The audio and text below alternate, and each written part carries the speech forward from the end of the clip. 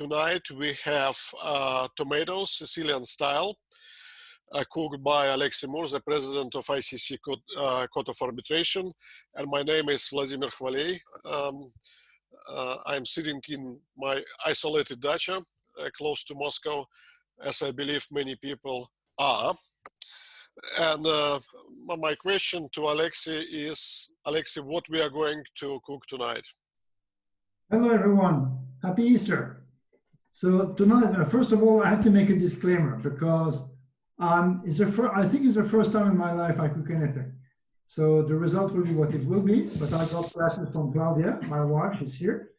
Now the trouble for her is that I'm getting to like it. So maybe I'll try again at home to cook. So she's very concerned. But so tonight we'll have Sicilian stuffed tomatoes. That's a traditional Sicilian dish. If you ask me why Sicilian, because my wife, okay, so I'll take this out because this is complicated with the, now you saw me like my nice chief hat, I can take it out. So why Sicilian dish? Because my boss here is Sicilian. Claudia. Therefore, so can you see me? Yes, we can see you. So because your wife is Sicilian, you decided to prepare a Sicilian dish, which is stuffed tomatoes. Just before you start cooking, just tell us how long time you believe it will take to make it. It depends on my ability, which is quite low, but I don't think perhaps 30-40 minutes. Okay, just tell us what you do because we cannot see your hands.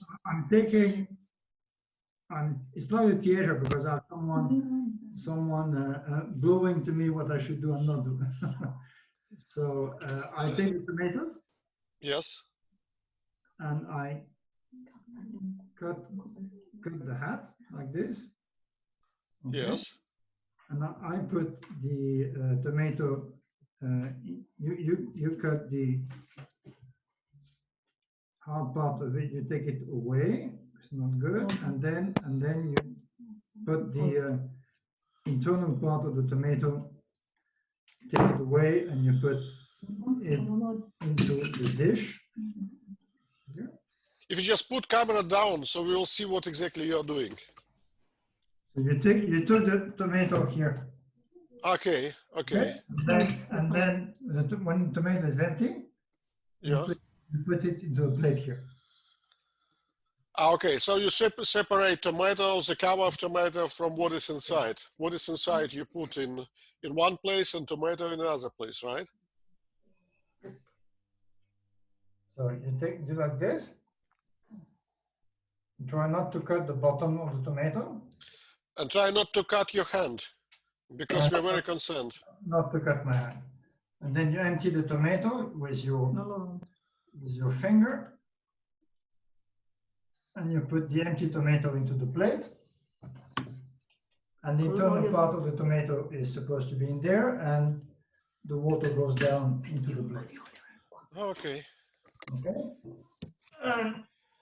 I understand that you are assisted tonight with your wife Claudia and with your daughter, right? It's more than assistance. It's more than assistance. So it's guidance, more than guidance. So put some more into the plate. And can you see what he's doing?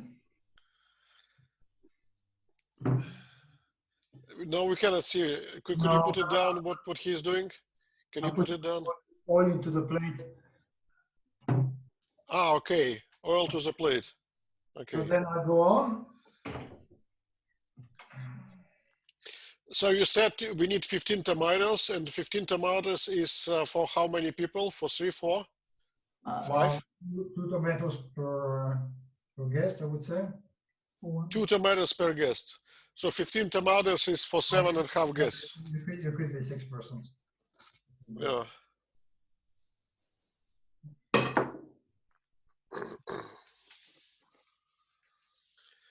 So you still empty the tomatoes.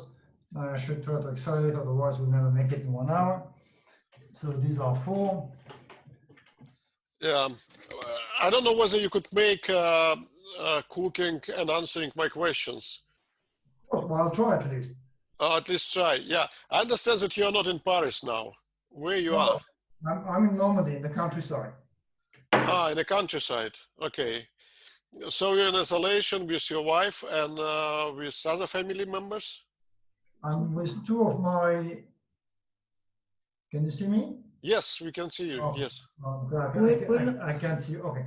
I'm with 2 of my daughters. One is studying. She's at law school in Sciences Po in Paris.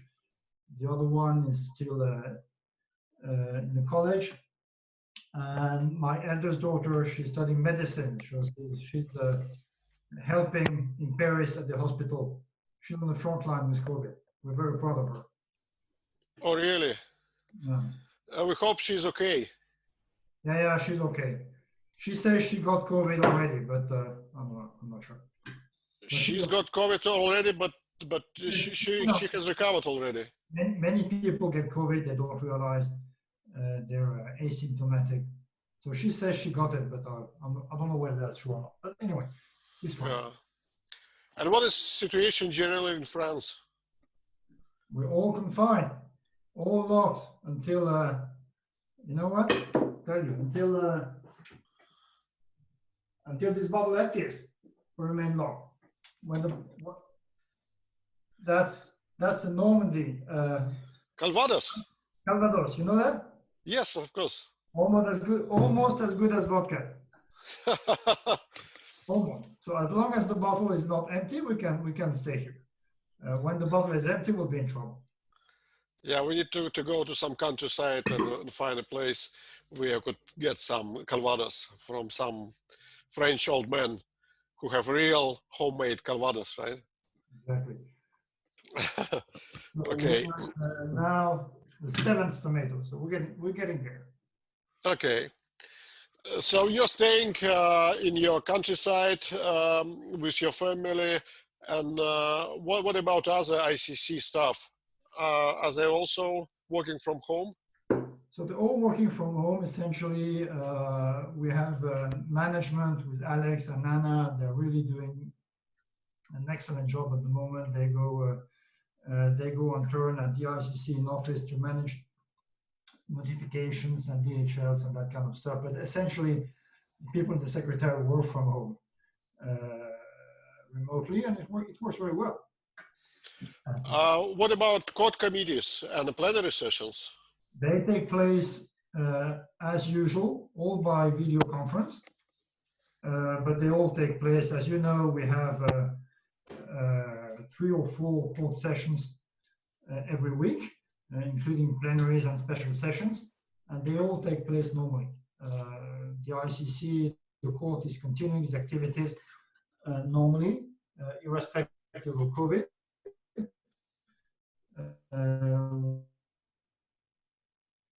Are proceeding with the administration cases, receiving requests for arbitration, notifying awards, all these remotely. We don't see significant delays in our. Of course, there are delays in cases due to postponements of hearings, and we just, as you know, we have seen this. We just issued a very good practice note that it has came out on the website 2 days ago. On encouraging parties and tribunals to organize their hearings by video conference and informing the parties of the support that is given by Secretariat in organizing these hearings by video conference. In fact, it works very well. We have seen very complex, important hearings organized by video conference on different platforms. That's the last one. Yeah. Oh, the last one. So you've done already 14 and it's 15th, right? Now now I'm almost ready to proceed to the most difficult part. So that's where my wife is really concerned what's going to happen. Yeah, but it will be useful exercise for you, Alexis, because one day you might find it very helpful that you had, you know, in the past, at least once prepared it. My wife will leave me. I'll have to cook by myself. Is that what you said? All right. Here we Okay. are. So you prepared tomatoes, right? Just can you show me your table? What you have on your table now? Can somebody? Other tomatoes. Okay. I see tomatoes. Yes. Oh, this is parsley. Okay. Yeah, Claudia, could you put the camera down because we cannot see? You don't use the Calvados for this. Although we could. Can you put camera down so we can? I'm trying to, but because I cannot. Raisins, peppers. This is garlic. Onion. Sorry, onion. And this is the breadcrumb. Okay. Okay. And the Yes. pulp. The pulp. And the pulp is tomato pulp. You see it? Yes. Okay. So now. What is next? What is next is to put salt here. Put little.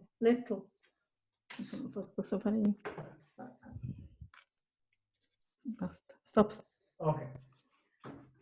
So next is to come by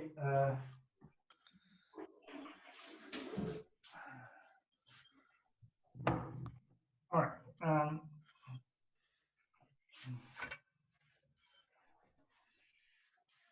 right.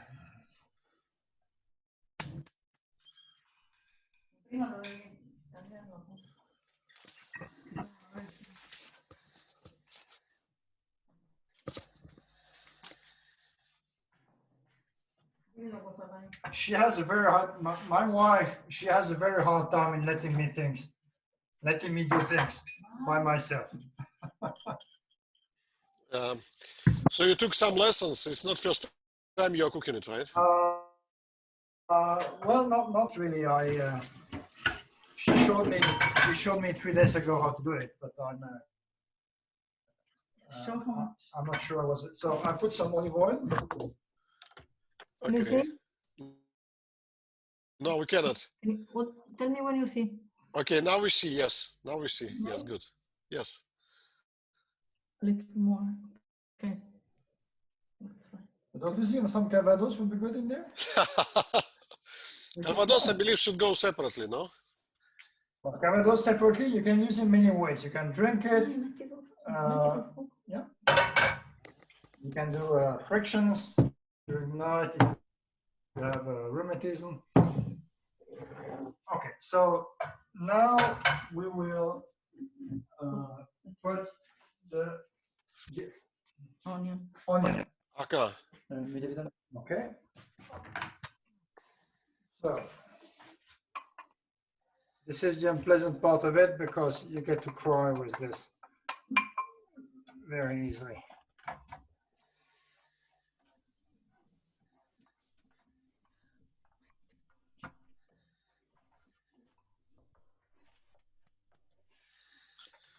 You know, in arbitration, very often you can see one losing party crying. So at least those people who lost their ICC cases will be happy to see crying as well. It's very much like arbitration. You stuff the arbitrator's head and you stuff the potatoes. I have my secretary here, and in fact, the secretary, as we all know, is the one who really leads the arbitration. And the party's crying because of it. Claudia, what you adding? Some more oil? I'm adding a bit of oil because the onion now is too dry. So to let it stir fry, it's difficult to orient the camera. So. Can you see it? Yes, we can see it. Yes. Okay. Now. While it gets golden, you will cut very small the tomato pulp. No, you add the 2 anchovies here. Add it to the onion so they will melt. 2 anchovies. I love anchovies. I'll put more than 2. بس الفوق. and lower the flame.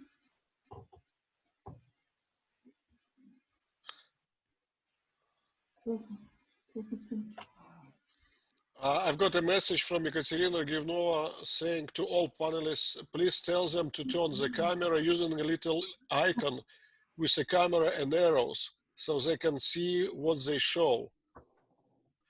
But Alexis, I believe you see. Now my wife tells me I'm putting too much anchovies, but as I said, I love anchovies. So now you're putting anchovies, right? Anchovies, yes. Claudia, can you show you what you do? So there are onions and anchovies inside. You just let it for a few minutes, it will get blonde. Breadcrumbs, no? Now he will go and cut the tomato pulp very small. Can you see? No, we cannot. Now? Can you see? Put it down, we still cannot see it. Can you see? A little bit more, please. Little bit more. Yes, Like now we can see, yes. Okay. Yeah. Okay, so he's cutting what he's got from tomatoes, right? On small pieces. Yeah. The pulp. The pulp, okay.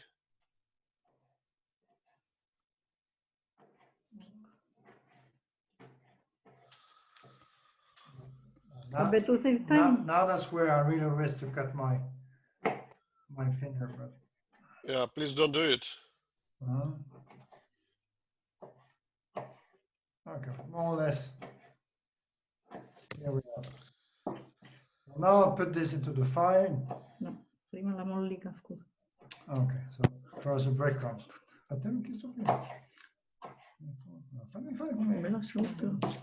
All right, so Dillo. now, okay, now I'm putting the breadcrumbs. Can you see? Yes. He's putting in the breadcrumbs. 2 onions and anchovies, right? With the onions and anchovies, yes. And Okay. there's Do we need more oil for it? No? Is it okay? there was already some oil. It should I be. understand. You might want to add more. We will see later. It might be enough. Oh, interesting. Is it typical Sicilian dish, Claudia? Yes, very typical. You know, I love Sicily very much, but I never try it. Maybe it's secret recipe which local people are doing at home, because I never seen it in restaurant. Never? No, it's quite a famous dish. I would add some more oil, perhaps. It needs to toast a little bit. Okay.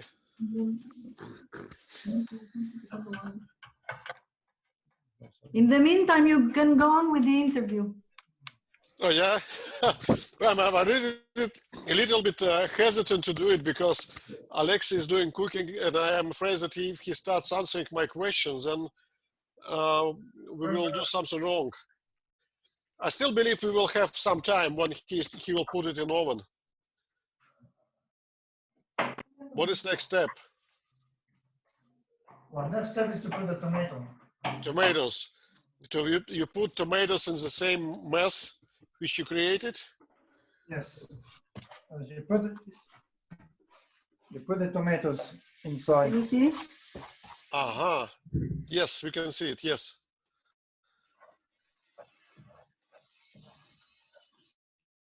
So basically the composition here is onion, and then we have anchovies, and then tomatoes pulp, and bread. Yeah. And bread, yes. And now we're going to add some more ingredients in it. The sugar.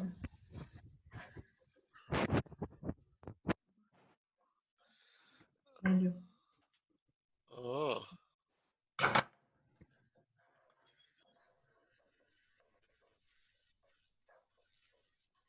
How does it smell? That's very good. So the fact that we can smell it proves that we don't have the COVID. It looks terrible, frankly.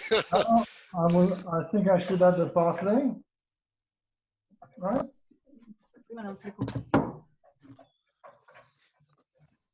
So you cook it on a small fire, right? On a small fire. Moderate fire. Moderate fire, okay. Okay, now I'll add some oil because it's.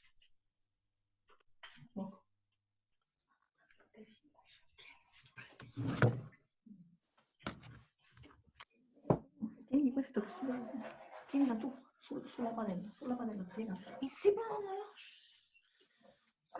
Just for my understanding, Alex, you are French, your wife is from Italy, right, from Sicily. Which language you speak at home? We speak Italian. With my daughters, I speak both Italian and French. Both Italian and French. With my wife, I speak Italian. Oh, okay. And now I'm putting the parsley. Mm-hmm. Personally, I don't like very much parsley, so I won't put all of it.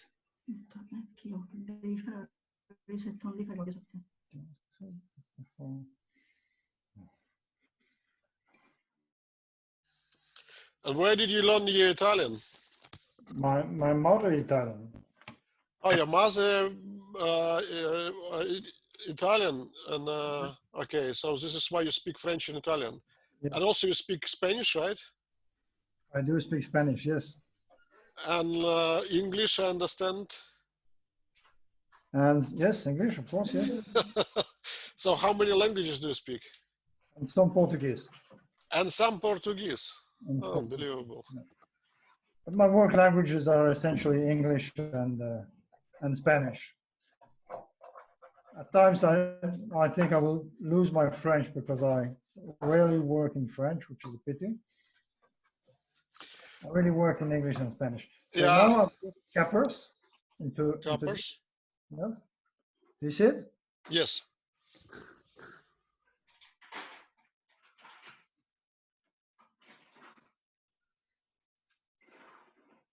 So capers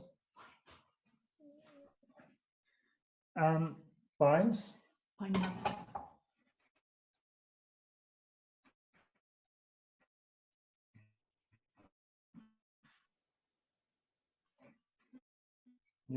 Okay. And then Train it. Yeah, the whole family is assisting you, Alexei. We can hear it. Yeah. What is this? this is raisins. So you're eating also raisins. Yes. Putting the raisins in there. So you dry it, you see? You take the water out of them. Mm-hmm. Okay, and you put all of them, yeah. Okay.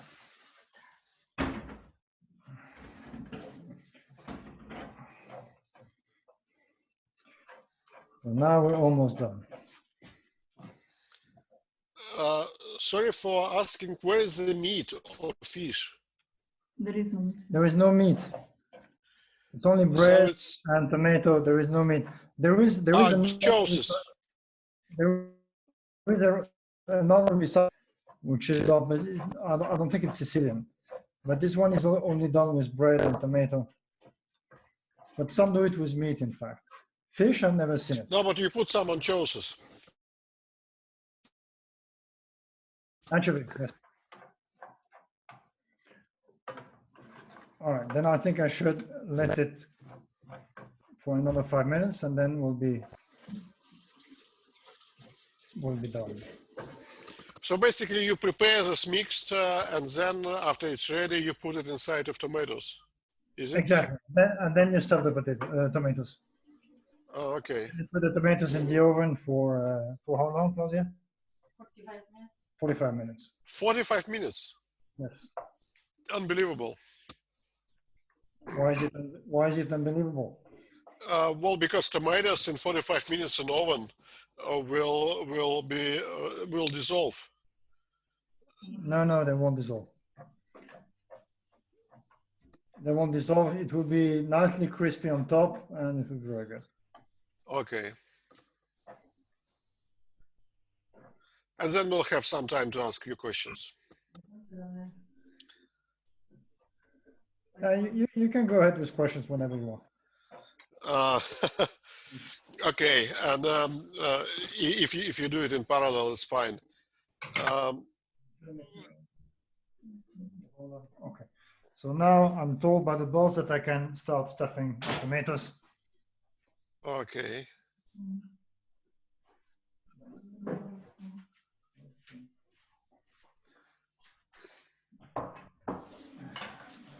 All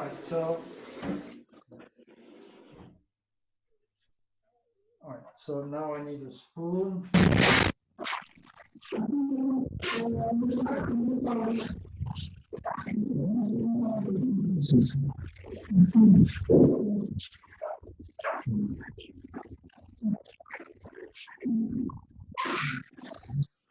So put some salt.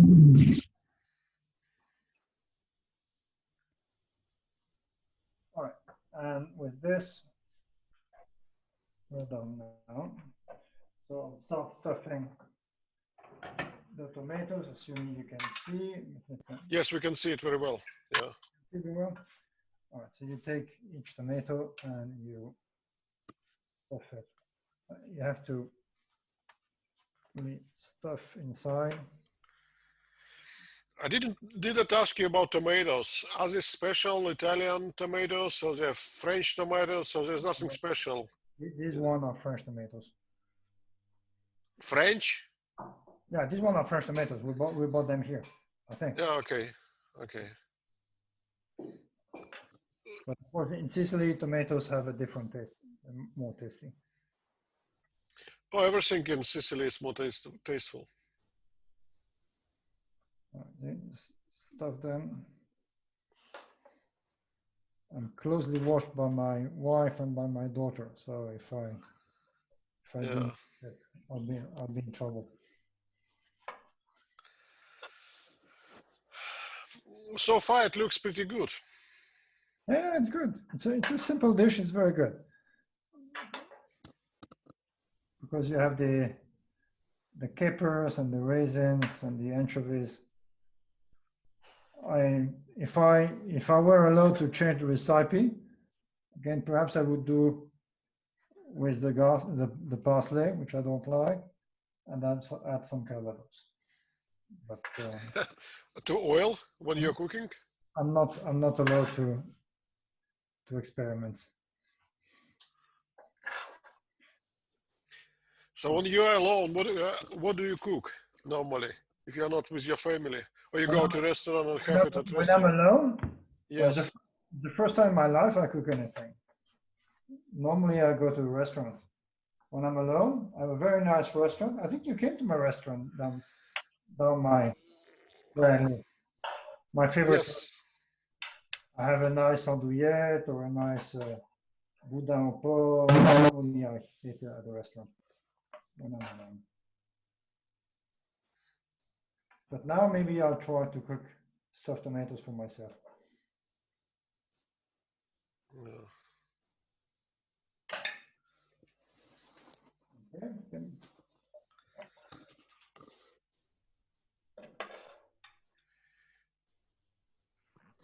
Apart from stuffed tomatoes, what do you like? What kind of food? Oh, what I prefer is fresh fish out of the water. You know, but everything. I love andouillette. You know that with some colleagues, you know what andouillette is? No.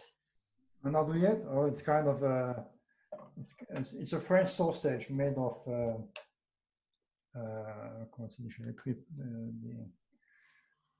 can't find the English word. It's a kind of sausage, and it's very French. Many colleagues would say it does not smell good, but I love it. I remember we tried it once. I believe people are using blood. Yeah, no, blood is the boudin noir. That's very good as well. Boudin noir, you can have that with apples. Andouillette is made by bowels. That's a word. Made with bowels, and it's very, very good. But I believe it's not healthy. Well, you know, what is bad is good. Unfortunately, very often, what is very good is not very healthy. Exactly. What is bad is good, and vice versa.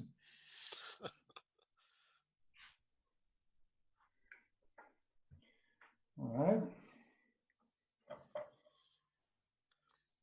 So you can fish yourself. You could catch fish in the sea. I don't fish. I love to dive. I don't fish myself. I never did. When I dive, I think I couldn't kill these fishes. I love to see fishes, but I love to eat them.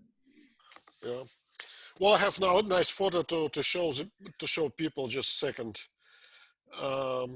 While you're stuffing tomatoes. There's a big fish. There's a big fish in one of these photos. Yeah. Just a second. And the problem is that I don't have the image anymore.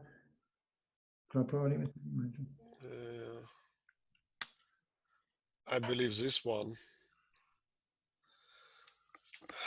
No, it's not. It's not this one. Yeah, this one, right? Yeah. Big fish. That's a nice one. That's a big. And you're diving with the shark. Yes, here on the photos with my daughter Blanche. The two persons behind the shark are me and my daughter. Oh well, there are actually 3 or even 4 persons. Yeah, we're 5 in total. There was a cameraman. There was a guide there. Oh, okay. And where this photo was taken?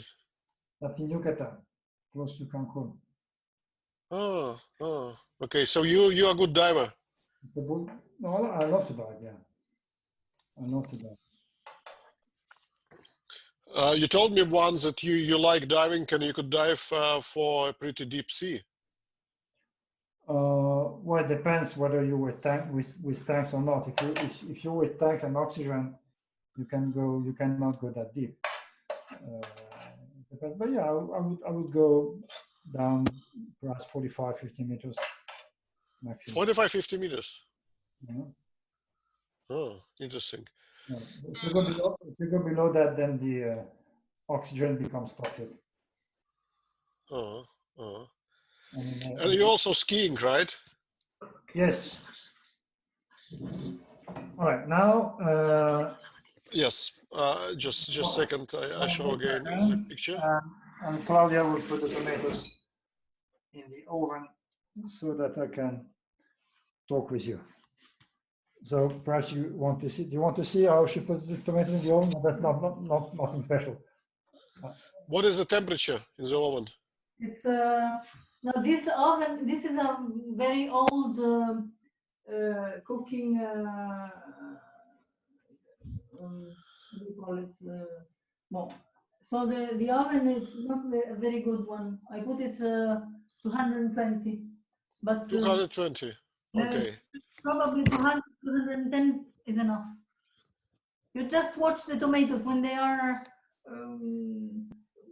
crispy. You can pull them out, but it takes time because the tomato has a lot of water, so it needs to shrink. Okay, 220 degrees or 210 degrees, and you put tomatoes inside of oven for 35 minutes, you said? 40, 45, yes. It depends. 40, 45 minutes, okay. Okay. So now it goes in the oven. Okay. Good. And enjoy the interview. End of the story. Well, it was well done, Alexis. I have to say I'm impressed by your cooking abilities. Well, I promise you I'll try next time to do it myself. I decided not to do it now. Hold on, let me just, can you see me now? Yes, I can see you, yeah. I can see, and you could come back to questions. We started to talk about your hobbies, and I understand that you are diving, and just a second, and you are skiing, right? And you also sent me, are you a good skier? I think so. Better skier than cooker. Better than cooker. Where did you ski this year? In Italy, close to Selva di Val Gardena, Dolomiti. Close to the place where all this disaster started. Yes, well, close to. Yeah. Okay. And you also sent me, just a second. You also sent me a nice photo. This one. Yes, and tell me what you're doing here. That's a sculpture I'm doing, wood and plaster. And what you're planning to do, is it still work in progress? It is still work in progress. It's a recent photo. And you have something which you done already? Sorry? Do you have something which you done in the past? Not here, but I can show you some. I love statues. Some statues I like. Hold on a second. I'll show you one, which I have in my garden. See this? Oh, it's modern art. Yeah, that's. So I have several of these. No, but things that I've done myself. No, I don't have one here. Okay, and when you do it, what you do? You sell it, or you give it as gift, No, or you keep it at home? What you do? Oh, I have some of them in Paris, but I don't think anyone will want to buy them. No, it depends. You know, some people are buying. I mean, this modern art, I have to confess, I never understand it very often. So if it's some kind of modern art, you might be famous because of that. We'll have a discussion about modern art and vodka. Okay, next time. Okay, tell me, when did you start your, talking about more serious stuff, when did you have your first arbitration case? As counsel, you mean? As arbitrator. Do you remember? Yeah, it must have been 1999, I think. And do you still remember the case? What was the case about? I think it was a sale of tractors, as I would remember. Not from Belarus? Not from Belarus. No, it was a Scottish party. with agricultural tractors. Don't ask me what the case was about because I don't remember. Yeah. So 1999. What age you were at that time? I was 37. 37. So you've got your first appointment at 37, right? Yes. And since that time, 20 years passed, and now you're president of ICC court. And how many cases you had as arbitrator after that time? You're very kind with the 20 years. Yeah, how many cases you had since then? I had since then, as an arbitrator? Yes. More than 150, I would say. More than 150 cases. And you're still sitting, I believe, as arbitrator, but not in ICC arbitrations. No, of course not. I can't sit in ICC arbitrations at the moment. So you're sitting under other rules. Yeah, I do a lot of investment work at the moment. I do other rules, ancestral work, other institutions. Yeah, and you sometime you spent with IBA, with arbitration committee of IBA. You were the chairman of committee, right? I've been chair of the IBA arbitration commission. Yes. Committee. Yeah, and if I'm not mistaken, at that time you are one of the main advocate and promoter of IBA rules of counsel conduct. That's right. I drafted them. Yeah. Not only me, but I was the one. I was the one presiding the committee when these guidelines were approved. Yeah, and I just want to show you my favorite part of it. Just a second. Yeah, this is what IBA. Wait a second. Yes, this is what the IBA guideline says for remedies for misconduct. Admonish the party representative. And I have to tell you, when I first time saw it, I didn't know what is admonish. Can you tell me what is admonish? To say, ha ha ha, never do it. I'm not sure I know after so many years. And we know what was one of the reasons behind this rules of party conduct, because we had this problem with barristers. When barristers sometimes appeared just before the hearing, and then the question is, if the member of the same barrister chambers is sitting as arbitrator, what to do? Should you change the arbitrator or should you dismiss the counsel? And we know this famous, I believe, exit case where the tribunal, I think the tribunal excluded counsel in this Correct. case, I can't remember. Yeah. But you, in IBA guidelines for counsel conduct, you didn't go that far. You did not say that the tribunal is allowed to exclude counsel. Yes, I think the guidelines say that more or less. There is a provision saying that tribunal may take measures after consulting parties to the effect of excluding new counsel that is introduced in conflict of interest from all or part of the hearings. And I believe that after that time, LCA introduced something in LCA rules with regard to that. It took what I regard as a very good move. They adopted an appendix to the LCA rules regulating in a different way, and the LCA appendix is broader.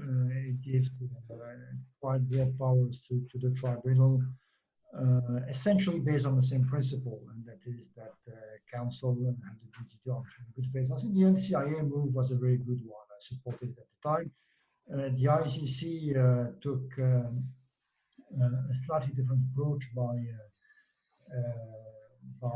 including in our practice note an encouragement to arbitrators and parties to adopt the IBA guidelines on counsel conduct. We will now amend the ICC rules, and as part of this exercise, we will introduce as a rule the fact that the tribunal has the power, again, in appropriate circumstances, after having heard the parties, to exclude counsel from all part of the hearings in case of conflict. But in your 150 cases, how often did you use kind of remedies when you excluded counsel or you warned the counsel because of misconduct? No, it never, to warn the counsel in case of misconduct, that has happened to me in several occasions, but arguably you don't need guidelines to do that. But it never happened to me to exclude counsel because of conflict of interest. But we've seen in the ICC in several instances that scenario happening. We have had at least in 3 occasions challenges based on conflict of interest that had arisen between one of the arbitrators and the newly introduced counsel. And at least in 1 occasion, that challenge had to be accepted, and we personally, I regretted that the tribunal did not take the initiative to exclude counsel, because in fact we did hit the wrong target, but we had no choice. So I think that is something that happens, of course, not frequently, but it does happen, and it's good that there was awareness of the powers of the tribunals. Okay, and coming back to ICC, for how long you are now with ICC? As a court member, you mean? Yes, a court member as president of ICC court.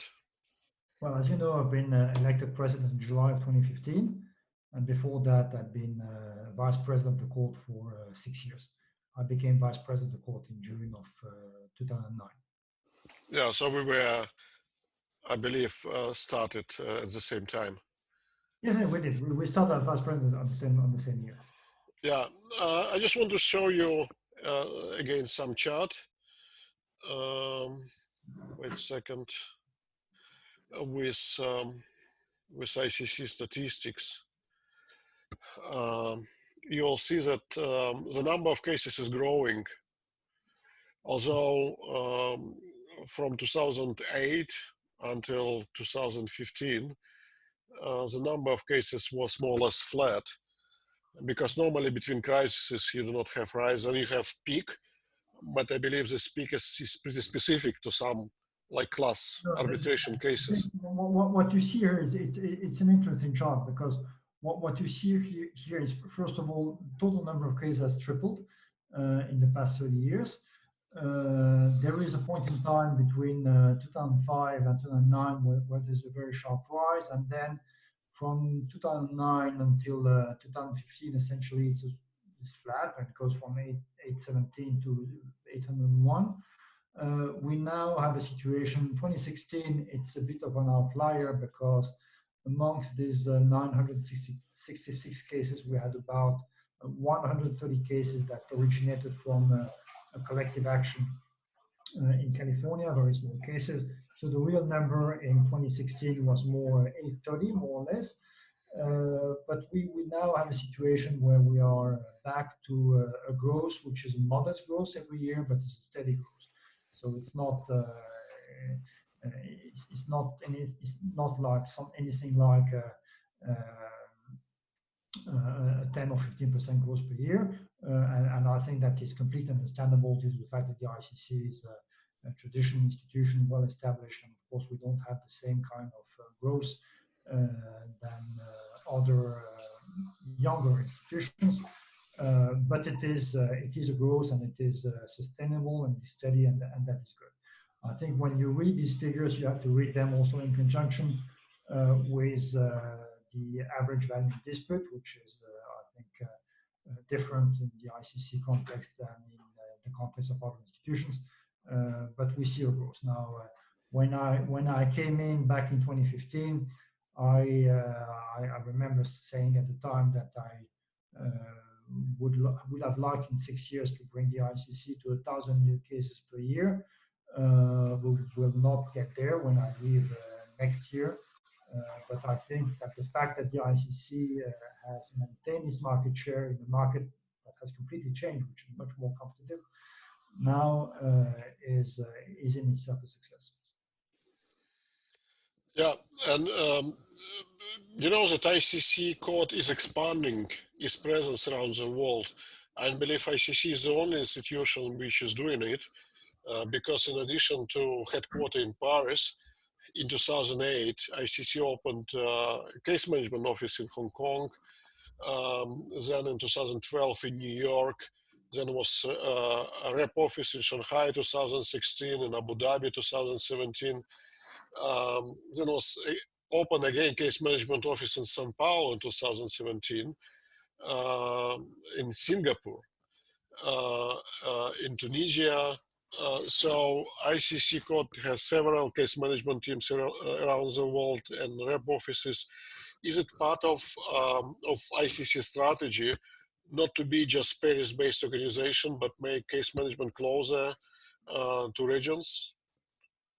Yes, I think that one of the real distinctive features of the court of the ICC is that it is a truly global organization, and I think it's the only arbitration institution in the world that can claim to be truly global, administering cases from 5 different cities: Paris, New York, Sao Paulo, Singapore, and Hong Kong, with a diversity to have the court. And really, I don't think that anyone can say that the ICC is a European or North American or a common law or civil law organization. We are truly global, and it is important that this is reflected in the diversity of offices from which we conduct our business.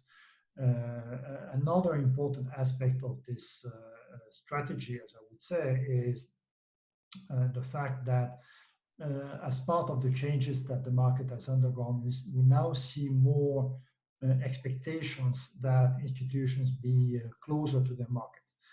There was a time 15 years ago, 10 years ago, 15 years ago, when really it wouldn't matter where an institution would be. The ICC was global, it was in Paris, and no one would expect the ICC to move headquarters in different regions or different cities. That has now changed. when I've been, for example, impressed by the fact that when we opened Abu Dhabi recently. Abu Dhabi is not really a case management team. It is a rep office, but it is a rep office where parties can notify requests for arbitration. Many people came to me and told me, good, now you're in Abu Dhabi, we can start including ICC clauses in our contract. I said, but why do you need ICC to be in Abu Dhabi to include ICC clauses in the contract? But that was the perception. Another example is Singapore with respect to the Indian market. It's amazing how Indians like to arbitrate in Singapore, but until when we opened in April of 2018 in Singapore, many Indian users had the idea that if they wanted to arbitrate in Singapore, they had to do that under the SIAC rules. In fact, if you look at the statistic of SIAC, you will see that a very large share of their caseload originates from India. So we went to India. We've had a very strong presence in India in the past 5 years. We opened in Singapore, and now that trend is starting to be reversed. But I think that being local becomes more important. And for the ICC, it's a challenge because you need at the same time to be global and to be local. Go local, as some say. Why you did not open in India? Because you know that LCA at some point of time had its office in India. Yes, I know that. They had an office in Mumbai. They closed it recently, and India is a place where, again, we have displayed lots of efforts in the past 5 years. I think I've traveled to India more than 10 times in the past 10 years, at least twice a year. We have a very strong arbitral commission there with our friend Siku Konapaya as chair. We may consider opening an office in India in the years to come. The fact is that in the region we've been very busy in opening Singapore in 2020. We now have some discussions with Abu Dhabi to expand our facility there, but we may consider India in the future, of course. So where you believe next time ICC will open its case management office or rep office? In which country? As I said, I mean, we'll have to see how things fall, and at the moment it's a bit difficult for everybody because of the COVID situation.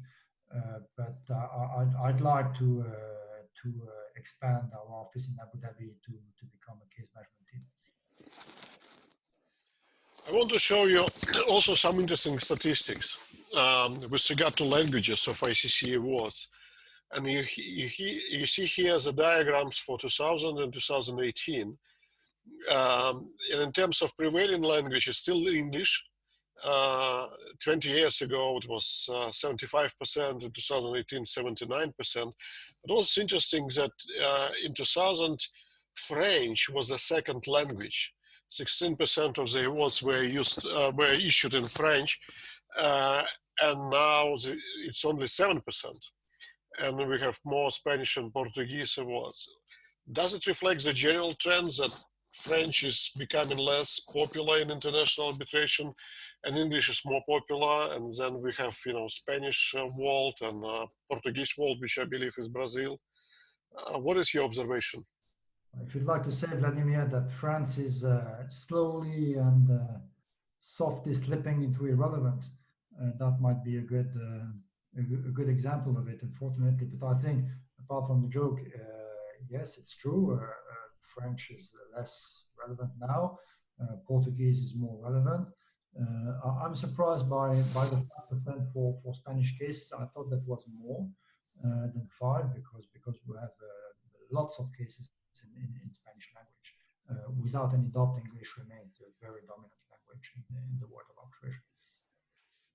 So you think the trend will continue, and ICC court will see more Spanish awards and more Portuguese awards and less other languages? I would have said, but I'm sure these figures are accurate. I would have said, because they must come from the court, so they must be accurate. But I would instinctively have said that Spanish was more than 5%. But,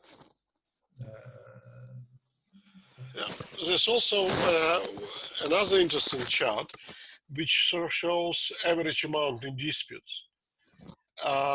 For me, it's even more important, frankly, than total number of cases, because you see that in 2004, the average amount in dispute was $44 million, and now in 2018, it was $137 million.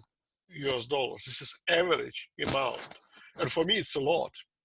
2019 is more than that. I think 2019 is 141 or something like that. 141. Yes, it basically shows that ICC administering mainly big cases. From one side, it's good that ICC takes this niche of administering big, complicated cases. From other side, my question is where the small disputes go. No, first of all, I mean, it's this is the average amount of dispute. If you looked at the median amount of dispute, of course, the chart would be very different. What is true is that we have the largest share of large, complex, multi-party, multi-contract disputes, and we have cases. I think our record was a case where the claim was on top of 77 billion US dollars. So of course, when you receive a case like this, it draws your statistic upwards tremendously. But we do have very large and complex disputes. If you compare these numbers to the average amount of dispute in the statistics of other institutions, which we know very well, you will find that average amount of dispute is less than $20 million. So it's a striking difference between the ICC and all other institutions. Now, the reality is that we have, I would say, about 40% of our caseload with cases involving claims of less than $5 million. If you take the $2 million, which is the current threshold for the expedited rules, I think it's about 30% of our cases. So we have, in terms of number of cases, we have a very, very large number of cases involving lesser amount in dispute. And one of the challenges that we have, and that I immediately saw when I became the president, is how do you deal with an institution that at the same time administers cases involving 77 billion US dollars and cases involving at time $100,000 with the same.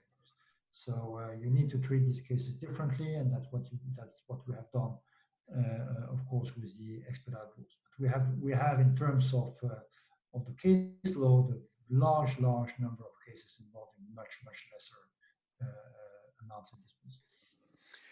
Well, Alexis, according to statistics, 70 proceedings were initiated or conducted under expedited rules as of 1st April 2019. From one side, you could say, well, in comparison to total number of cases, it's a significant number. But frankly, for me, if you think about the world, and ICC is World Trade Organization, in a sense that the mission of ICC is to assist of world trade. I couldn't imagine that the world has less than 100 arbitrations per year. So of course these cases are going some local chambers, some other institutions, but still I believe, it's my feeling, maybe I'm wrong, that small arbitrations are in a sense underserved. So people are prevented by arbitration clause to file new arbitrations. Or my feeling is wrong. What do you think? No, I mean, you should look at the statistic in the context of what the rules provide.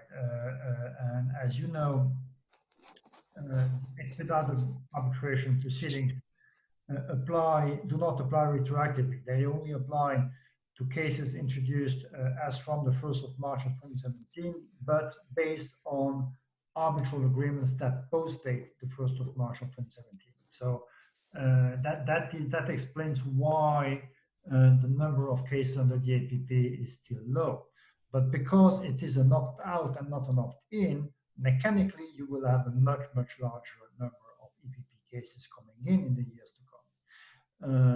So that's a fact. And we are now working, and we are quite advanced with this, with a project to increase next year the threshold for the opt-out application of the EPP. Of course, the EPP can also apply based on opt-in for any kind of dispute, including for arbitration agreements that predate the 1st of March of 2017, or for arbitration that involve a larger amount in dispute that happens frequently. But as far as the opt-out application is concerned, we will increase the threshold from $2 to $4 million.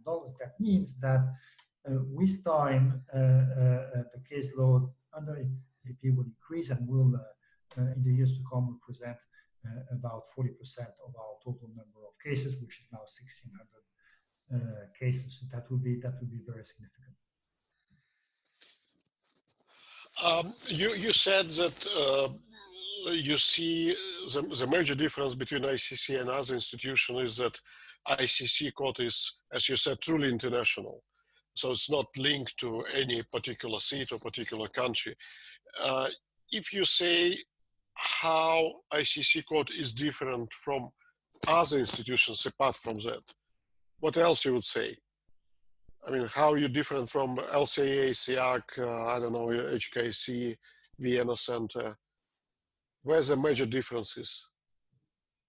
I think there is one feature in the ICC, which is, of course, a distinctive feature, which is the process for disputing of awards, which is something that some other institution may try to emulate in the future, but for now, we are the only institution doing it. And you know how it works. Of course, it is a very, very demanding process of awards being scrutinized first at the level of the Secretariat, then by management, and then at the court, either in a committee or in the plenary, with a report by a court member, very, very in-depth discussions in the court on the award, comments. It is now very rare that an award is approved without some comments to substance. As you know, the court can impose changes to the form of the award, but draw the attention of the tribunal on the question of substance. And it is a process, of course, you can never avoid that an award be annulled. But I think that it is a process that tremendously increased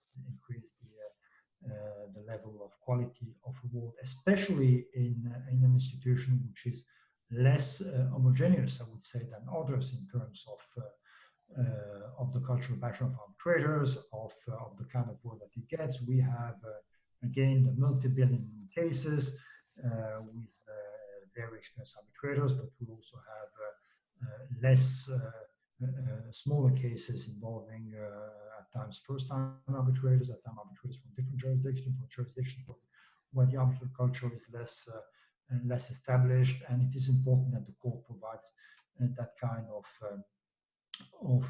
quality control process. I would say that this quality control process is really one of the important distinctive features of the court.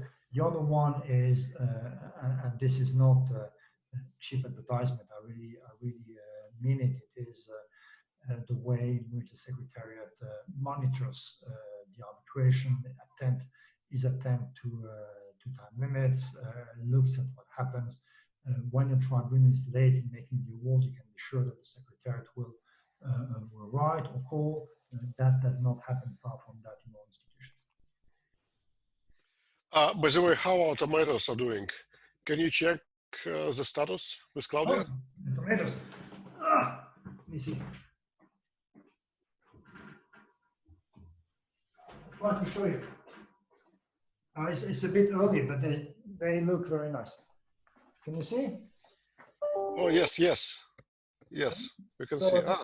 Still not, okay. No, it needs to go for at least 20 more minutes. 20 more minutes. Okay. Yeah. Then I'll have a couple of more questions to you. They look very good. Yeah. So you started as president of the court in 2016, and I understand that you are stepping down next year, right? I'll start on the 1st of July 2015. 15, yes. I'll step down on the 1st of July of 2021. If I ask you what were the major achievements of ICC Court under your presidency? What you would say? One thing or several things? Several things, yeah. Well, first of all, as you said, I think that when I came in, and you were there as vice president, I think, for 3 years. So you remember our discussions in the bureau. I thought that we should work on 3 lines of policy, which were improving the efficiency, increasing the transparency, and maintaining the highest level of ethics, both for the institution and for arbitrators and counsel. And I think that's what we've done. Another line of policy was, of course, diversity. I'm very proud of the fact that we managed to achieve gender parity in the court. That was not easy because if you know the intricacies of the way court members are appointed, that was not easy, but we did it. We still have 2, not as many women in our tribunals as we should, but the numbers are improving. In particular, last year was a significant growth. So that as well, I think, is something on which we work. Transparency, of course, we have amended rules to include provisions to allow the court to provide reasons for decisions, not only for a challenger, but also for decisions such as prima facie jurisdictional decisions or consolidations. We are now publishing the composition of ICC tribunals. Very ambitious program for the publication of rules.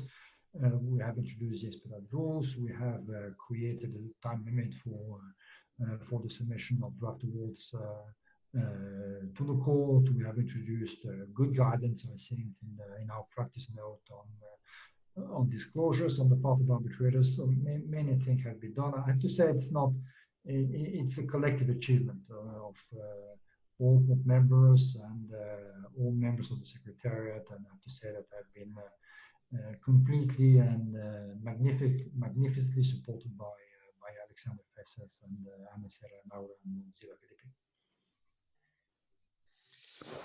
So after you leave the court next year, what you believe would be the major challenges for the new president? I think one of the challenges I think remains business development. We are an institution that perhaps is also an interesting difference between the court and other institutions. We spend much more time in serving our users than in promoting ourselves. And in fact, we're not always as good as we should in promotion and marketing and business development. When I came in 2015, for example, for Asia, which is of course a critical region, we had one regional director, Sylvia T, working for the entire continent. We now have 2, but that's not enough. We have 2 plus 1 deputy in India and now 1 deputy in Indonesia. But if you consider that our friends at SIAC have, I think, 15 people working 24/7 on marketing and business development only for Asia, that's really a challenge. We've been too absent from sub-Saharan Africa. I think that's a region where we are lagging behind. We spend lots of efforts with India, as I said, with China, Asia in general, but we need to be more active and more present in Africa. And of course, another important challenge will be to maintain the very high quality of the court services, and also to continue with our process of globalization. All this will require investments. I hope that when I'm gone, the ICC will continue making the required investments in not only in new projects that are needed, but also in our workforce and in our extraordinary members of the Secretariat. Thank you, Alexis, for the thoughts. you know that before this webinar, I sent information about it to people at ICC Court and Secretariat, and asked them to give me some ideas with the questions they would like me to ask you on the conditions that they will remain confidential. The names of authors of the question remain confidential. One of the questions actually I see on a question and answer is, are there any decisions you took as president of ICC Court on which you regret? Do you believe there were some mistakes done by you? One should not regret what has been done. One should regret what has not been done. It's better to do and then regret that you did it rather than not to do and regret that you did not do it. Huh? I mean, I don't think I regret anything I've done, we've done, because again, it's been a collective work. Perhaps I'm aware of the fact that perhaps some individuals may have felt a bit pushed by some of our changes. Arbitration is a conservative word, and there is at times a certain sense of entitlement. Some of the things we've done may not have pleased everybody. I heard people saying that I'm kind of a dictator in the ICC, which is completely wrong. I think anyone in the Secretariat would say that it's wrong. But yeah, if I've been too authoritarian at time, I regret it. Beyond that, I think what should be regretted is what has not been done, what not has been done. Okay, let's talk about general arbitration, because next year we will leave position of ICC Court. What are you going to do, by the way? What is your next goal? Yes. Diving and skiing, cooking. Are you doing skiing, diving, cooking in Sicily, right? Well, I will continue to work as an arbitrator, of course, and that's my plan. Okay, you're not going to try, you know, like with some other institutions, organization. No, is not your plan? To take another institutional function? Yes, yeah, or not necessarily with ICC. Maybe you'll go to, I don't know, ICA or whatever. Well, look, I doubt I will ever take another institutional function in my life. It's enough? It's enough. I understand. Last year, you talked in Istanbul about some challenges to arbitration. And you talk about current trend of regulation of institutions from governments. Why you have concern with it? Well, it's not really a concern. I think it is first of all, I mean, there is a concern in arbitration about some institutions or would-be institutions that in fact are at times vehicle for fraud or do not have the track record but beyond that, I think it's not really a concern. It is, I think, a reality, and the reality is that the system of international arbitration, as we know it today, as a global system of justice, it rests essentially on institutions, and it rests on the good governance, the ethics of institutions, the quality of the work they perform, and their independence. Now, one of the striking features of institutional arbitration is that institutions are not regulated around the world. There's no regulation. Anyone can create an institution from one day to another with no controls, and of course that's a problem. As I said when I spoke in Istanbul, I don't think that hard regulation is the right answer to this, but I think that there should be some level of, if not soft regulation, at least institutional cooperation. We have, for example, an institution like IFCAI. IFCAI could do more than it does. There are projects that could be the object of cooperation programs between institutions, such as, for example, the common platform for the publication of awards. For example, an institution could jointly work on the question of liability insurance for arbitrators, which is a very, very difficult questions. We still see sometimes institutions purporting to administrate cases under the ICC rules, which is not good. So I think that the idea of cross-institutional cooperation is a good idea. Beyond that, governance is a subject for all institutions. The Club Español de Arbitraje has recently, under the presidency of our friend Juan Fernández Ernesto, to the excellent initiative of publishing guidelines on the rules of good governance for institutions. Of course, some of these rules go very far, others are good, others are more debatable. But I think that the idea that there should be common rules and transnational rules on the governance of institutions is I think, a good idea. In particular, questions such as transparency and independence are questions that are posed to all institutions, and it is good that these questions are resolved in a transparent way. Yes, but who should do it? Who should produce a soft law? It should be IBA or ICA or Federation of Arbitration Institutions. Who is the best suited for it?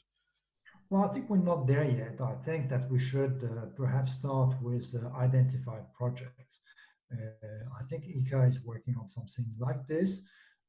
I have, for example, made the hypothesis of a common program for the publication of awards. That's something that could be done by institutions. Another idea, for example, could be a program for the exchange of information insofar as possible and compatible with data protection rules. But I think that if we had a situation in which institutions could exchange feedback on arbitrators, and in particular on how arbitrators behave from an ethical point of view, that would be helpful to the community in general. Insurance as well is a question that I think cannot be addressed in a meaningful way unless by institutions joining forces. Okay, shall we check cameras again? You know, they're still there, huh? They've not run away. Let's see. Yeah. What do you think? The tomatoes should be a bit darker, but now 10 minutes more and they'll be good, I think. 10 minutes more? But I don't know exactly, you know. Claudia will come and deal with that. Yeah, I think I need some questions from audience because I exhausted my questions. Wait a second. I'll look what people are writing on questions. What do you want to achieve before the end of your mandate? You still have more than 1 year.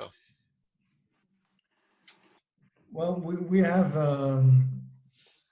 several important projects that are ongoing. One of these is the amendment of the rules, which is ongoing.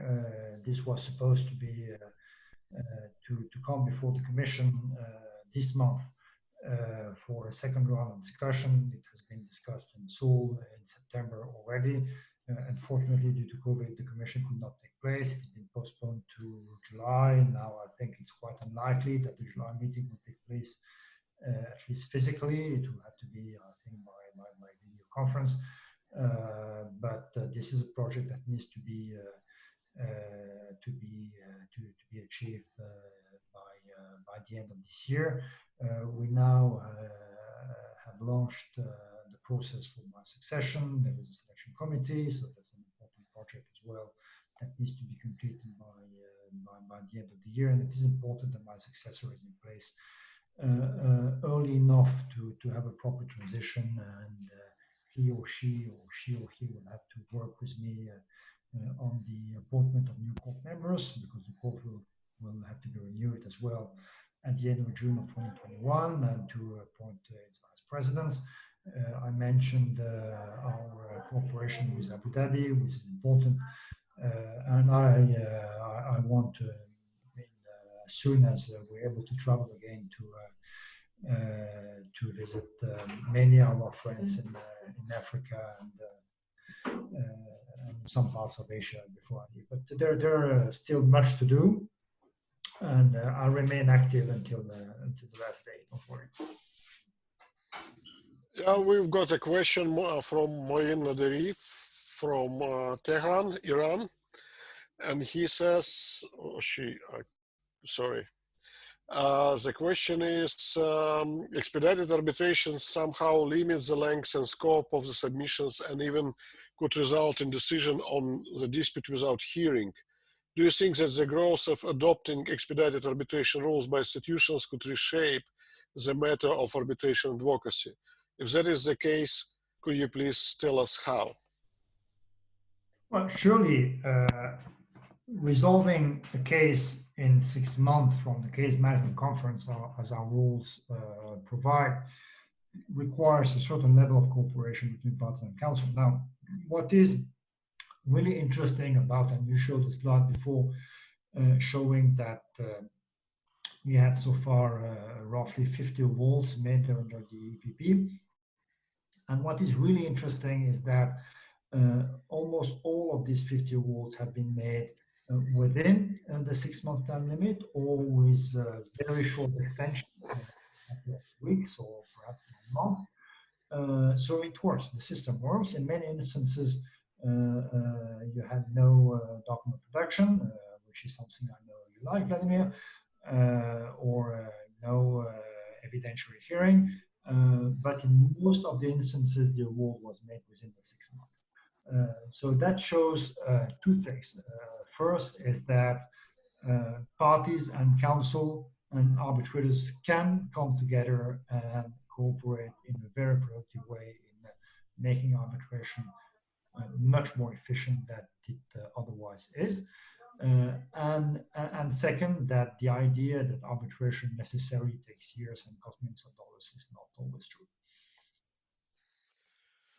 We've got also a question from Roman Zykov. He's asking whether there's any chance that we will see a net case back in ICC electronic platform. Yeah, or e-case.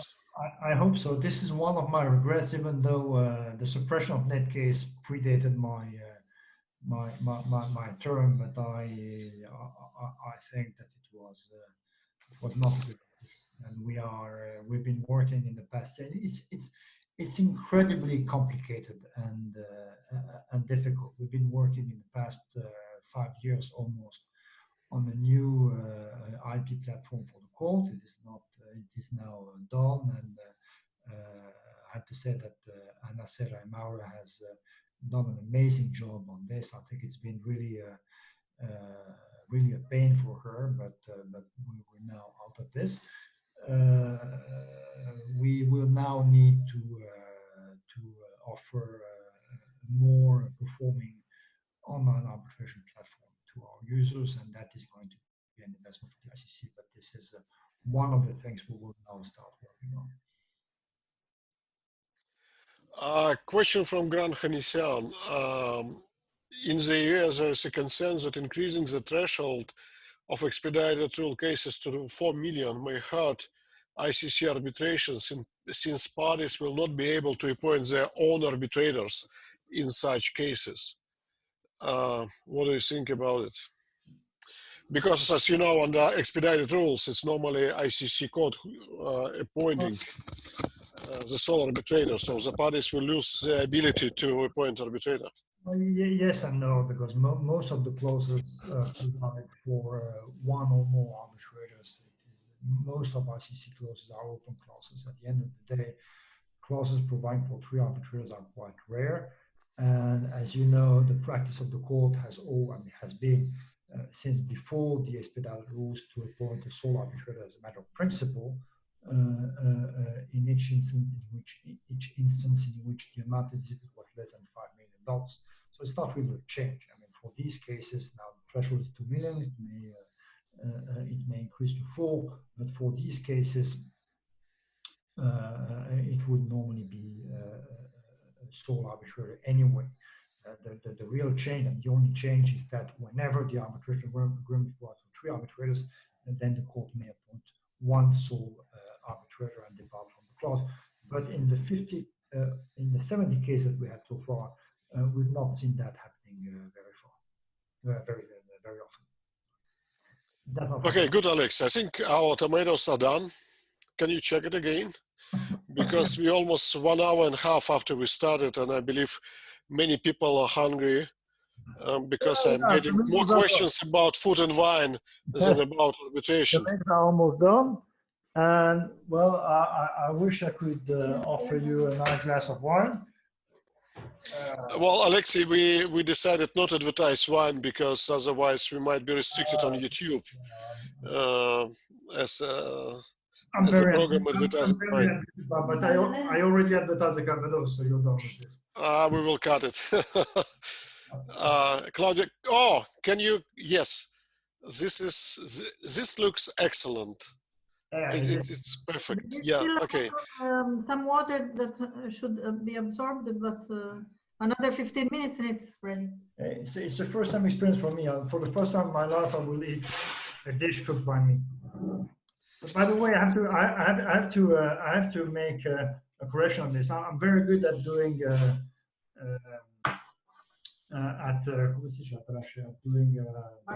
barbecue. Well, let's leave it for next time. Probably... I'll do you a nice barbecue. I'm very good at it. Okay. Alexei, thank you very much. It was a wonderful evening, wonderful lesson, how to cook Sicilian tomatoes. I believe people are very happy, and we've got in chat from Christian Campbell a message that his tomatoes are done already. So I think it's a good time to start dinner. Thank you very much for your time and for your questions. Just before we finish, some announcement.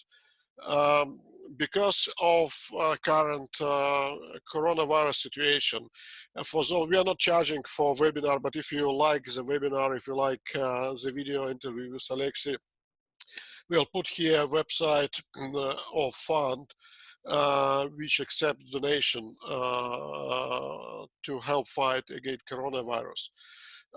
So if you could donate whatever amounts you could donate, it would be very helpful.